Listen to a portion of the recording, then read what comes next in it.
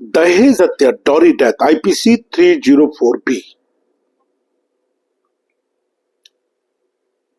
एक बहुत गंभीर मामला साथियों। और अगर ऐसे गंभीर मामले में आप फंसते हैं और अगर आपको लगता है ये झूठा है तो इससे डरने की जरूरत नहीं, इससे लड़ने की जरूरत है। एक डिटेल वीडियो में नीचे बना रहा हूं, उसको जरूर आप देखें दहेज हत्या के ऊपर। इस चैनल को सब्सक्राइब करें, लाइक करें, कमेंट्स करें, शेयर करें, बेल बटन दबा कर रखें, क्योंकि बहुत सारी वीडियो हम कानून को लेकर बनाते हैं और आपको कानून की नॉलेज देते हैं, कानूनी सहायता देते हैं। दहेज हत्या अपने आप में बहुत गंभीर मामला है और इसमें हाई कोर्ट, सुप्रीम कोर्ट सब लोग इसको लेके परेशान है, दुखी है कि इस टाइप के मामलों को, ऐसे आपराधिक मामलों को कैसे रोका जाए। और जब आईपीसी 304B बनाई गई तो इसमें बड़ी गंभीरता से इस एक्ट को लिखा गया, इस धारा को लिखी गई और इसमें क्लियर शब्दों में लिखा है कि 7 साल से पहले एक शादीशुदा महिला को अगर उसका पति या परिवार का कोई भी लोग दहेज को लेके, देखिए यहां बहुत इंपॉर्टेंट, दहेज, डॉरी। प्लीज मैं बाबा बता रहा हूं, हम लोग बहुत सारे केसेस जीते हैं, इसलिए जीतते भी हैं, बेल भी कराते हैं आपकी दुआ से। वो इसलिए कराते हैं क्योंकि कानून में सिर्फ शब्दों का ही गेम है। और मैंने हमेशा कहा है कि जब आपने कोई अपराध करा नहीं तो उससे डरने की जरूरत नहीं है। ये मेरी बड़ी सीधी सीधी लाइन है। अब आईपीसी 304B कहती क्या है? आईपीसी 304B ये कहती है कि अगर कोई महिला के साथ, जो शादीशुदा महिला है, 7 साल के अंदर उसको अगर आप डॉरी को लेकर, डेथ को दहेज को लेके अगर उसको कोई भी शारीरिक नुकसान पहुंचाते हैं, जलाते हैं, मारते हैं, काटते हैं या उसको आत्महत्या के लिए उकसाते हैं, बट वहां पे जो मेन सब्जेक्ट वो है डॉरी, दहेज की अगर आपने डिमांड करी है तो दहेज की डिमांड करते हुए अगर ये आपने अत्याचार करे हैं तो ये आईपीसी 304B की धारा में आ जाएंगे। अभी रिसेंटली ही सुप्रीम कोर्ट ने पूरे परिवार को बरी करा, क्योंकि जितने भी उसके प्रोसिक्यूशन विटनेस थे उन्होंने कहीं भी डॉरी की बात नहीं करी कि दहेज को लेके इस लड़की को परेशान करते थे, ये बात किसी ने नहीं बोली। और यही उनके लिए सोने में सुहागा हो गया और सुप्रीम कोर्ट ने इसी चीज को माना कि ये जो लड़की ने सुसाइड करा वो दहेज को लेके नहीं करा है।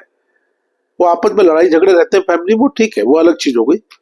बट दहेज, यहाँ पे बार बार सुप्रीम कोर्ट कहती है कि दहेज, अगर दहेज को लेके आप लड़की को पीड़ित कर रहे हैं, टॉर्चर कर रहे हैं, फिजिकली टॉर्चर कर रहे हैं और मरने से कुछ समय पहले भी आपने उसको दहेज को लेकर टॉर्चर करा है तो आईपीसी 304B का मामला बन जाता है।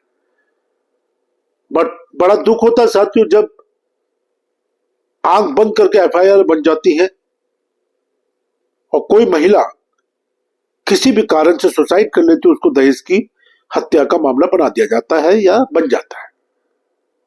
अब आप लड़ते रहो कोर्ट के अंदर, फिर दलाल आ जाते हैं, 10 लाख दे दो, 20 लाख दे दो, ये मुकदमा हम खत्म करवा देंगे, ये केस खत्म कर देंगे। ये अपने आप पे गंभीर मामला है। और मैंने हमेशा कहा है कि अगर आपने कोई अपराध करा नहीं तो डरने की जरूरत तो है नहीं, ये तो मैं हमेशा कहता हूं। अपने साक्ष्य पर काम करें, बट इसमें सबसे इंपॉर्टेंट चीज ये होती है साथियों, क्योंकि जब हम मुकदमे हारते हैं तो कहीं ना कहीं हमारा केस जो है वो कमजोर हुआ है, हम उसको ढंग से जजेस के सामने रखने में नाकामयाब हो गए। कारण कुछ भी हो सकता है। और जब भी हम केस को लड़ते हैं, चाहे वो कोई भी केस हो, दहेज हत्या का खास तौर से, तो एक अच्छे एडवोकेट से आप सलाह मशवरा करें। अगर उसकी कोई फी है उसको फी दे के बात करो ना यार, क्या तकलीफ है, डॉक्टर के पास भी जाते हो उसको ही फी देते हो ना। तो अगर ऐसे गंभीर मामले में फंसे हो, जिसमें अभी सुप्रीम कोर्ट ने जो ये मामला जो खारिज करा है, इसमें 20-20 साल की सजा हो गई थी, लाइफ इंप्रिजमेंट थी। बट वो हारे नहीं, हिम्मत नहीं हारा और अल्टीमेटली सुप्रीम कोर्ट में उनकी जीत हुई। तो ऐसे में कह रहा हूं कि एक अच्छे एडवोकेट को आप हायर करो जो आपके पूरे केस को समझे और आपकी बात को मजबूती के साथ कोर्ट और माननीय जजेस के सामने रखें। साक्ष्य पे काम करें, अपने एविडेंस पे काम करें और इसमें जल्दबाजी ना करें। डरने की तो इसमें जरूरत बिल्कुल भी नहीं अगर आपने ये अपराध करा ही नहीं है।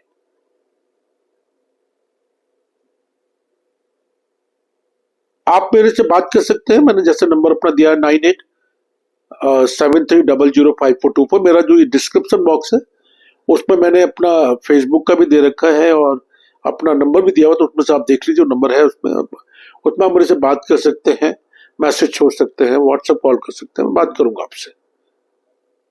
बट हर चीज को आपको गंभीरता से लेना पड़ेगा, तभी आपकी मैं कोई मदद कर पाऊंगा। और दुर्भाग्य की बात ये होती है कि जब इस टाइप की एफआईआर दर्ज होती है पूरे परिवार के नाम लिखवा दिए जाते हैं जिनका कोई लेना देना नहीं इस मामले से। तो बहुत सारे केसेस में ईश्वर की कृपा से हमें सफलता मिली है, क्योंकि बहुत तरीके से हम उस केस को माननीय जजेस के सामने रख पाए। चलिए, मैं ज्यादा लंबी वीडियो नहीं बनाऊंगा, बट मैं आपसे चाहूंगा कि चैनल को आप सब्सक्राइब करो, लाइक करो, कमेंट्स करो, शेयर करो, जिससे कि हम ज्यादा से ज्यादा अच्छी वीडियो आप तक बना पाए। जय हिंद, जय भारत।